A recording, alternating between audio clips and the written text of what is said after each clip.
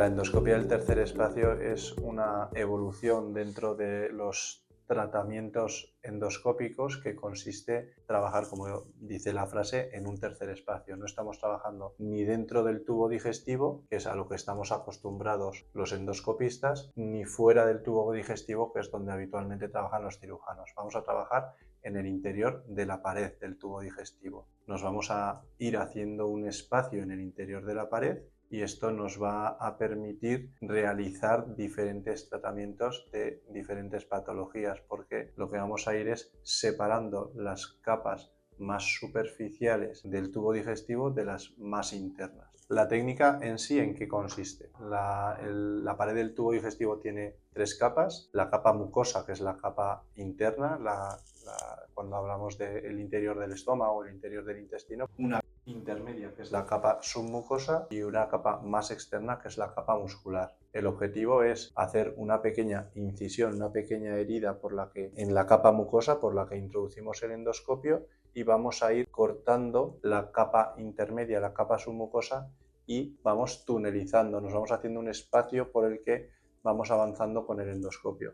Esto nos va a permitir separar las dos capas principales, que serían la mucosa y la muscular, quedando el endoscopio entre medio de ambas capas. Es decir, vamos a trabajar en ese tercer espacio, en ese interior de la pared del tubo digestivo. Yo creo que eso, en el caso del tubo digestivo, del estómago y del intestino grueso, nos permite resecar pólipos o tumores más grandes que antes o bien necesitábamos resecarlos de forma fragmentada, o bien antes era algo que hacían los cirujanos, o sea que teníamos que derivar al cirujano para que se resecasen. Ahora con la disección se consigue tener la pieza completa en bloque en un tamaño que antes era impensable hacerlo por endoscopia. Y en el caso del esófago podemos tratar incluso trastornos motores esofágicos como es la calasia.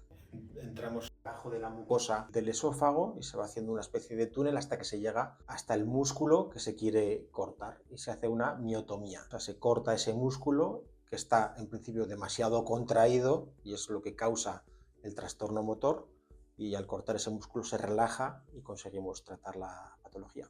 Son técnicas que ya están extendidas, sobre todo la disección submucosa, que sirve, como ha dicho el doctor Arenas, para resecar, quitar lesiones de mayor tamaño. Es una técnica muy extendida a nivel global y como una derivada de esta técnica surge la posibilidad de tratar estos trastornos motores esofágicos con la técnica POEM, que es una técnica pues más novedosa, pero que se lleva realizando ya algunos años, y en España a lo largo de los últimos 2-3 años se ha ido implementando cada vez de forma más generalizada.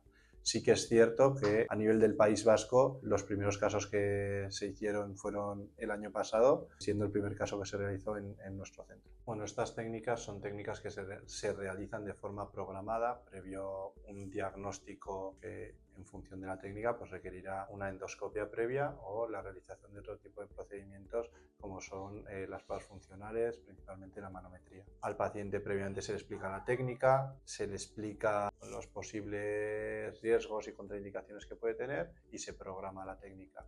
Normalmente son técnicas que requieren un ingreso de 1 o 2 días, pero con una recuperación muy rápida, ya que al realizarlas por orificios naturales, bien sea por la boca o bien sea por el ano, tener cicatrices, y la recuperación al no haber cicatrices es prácticamente inmediata. Los dos primeros casos, que se han hecho más, pero los dos primeros casos de acalasia que se hicieron aquí en Policlínica eran dos casos que eran personas que les costaba tragar, que no podían tragar y tenían dolor, sobre todo cuando comían tenían dolor. Y la verdad es que al día siguiente o casi el mismo día de la cirugía el dolor desapareció y en cuanto empezaron a comer sin ningún problema. O sea que la verdad es que sí que son cirugías muy agradecidas y que de otra manera no tendrían otra solución.